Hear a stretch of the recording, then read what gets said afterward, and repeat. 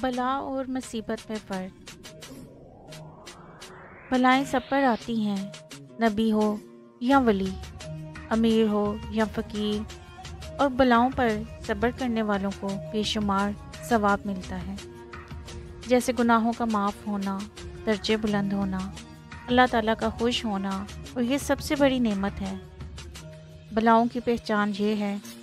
کہ جس پر وہ آتی ہیں وہ ان کو مضبوطی سے برداشت کرتا ہے، ثابت قدم رہتا ہے،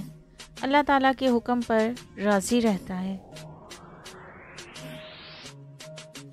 اپنے گناہوں کی معافی مانگتا ہے اور توبہ کرتا ہے، اللہ تعالیٰ کی عبادت اور تابع داری پہلے سے زیادہ کرنے لگتا ہے۔ تو یہ بلا ہے، امتحان ہے، آزمائش ہے، اور یہ اللہ تعالیٰ کے نیک بندوں پر آیا کرتی ہیں۔ اور مصیبت جس پر آتی ہے وہ بے چین اور سخت پریشان ہوتا ہے، اللہ تعالیٰ کی شکایت کرتا ہے، نہ ڈر ہو جاتا ہے، اللہ تعالیٰ کی عبادت اور تابع داری سے بھاگتا ہے، اچھے لوگوں سے وحشت اور نفرت کرتا ہے، جیسے کہ مصیبت سے پہلے نافرمان تھا ویسا ہی رہتا ہے، توبہ نہیں کرتا، گناہوں کی معافی نہیں مانگتا۔ یہ مصیبت ہے، سزا ہے، عذاب ہے، اور اس قسم کی مصیبت اسی پر آتی ہے جو اللہ تعالیٰ کا نافرمان ہوتا ہے۔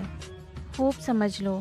اگر اللہ اور رسول کی تابع داری کرتے ہوئے بھی کوئی غم یا تکلیف آ پڑے تو یہ بلا ہے، امتحان ہے، اور اگر نافرمانی کرتے ہوئے ہر طرح کا آرام ہو، مال و دولت ہو، تو یہ مہلت ہے، سزا ہے، عذاب ہے، اور یہ عذاب اس لیے آیا کرتے ہیں تاکہ لوگ توبہ کریں،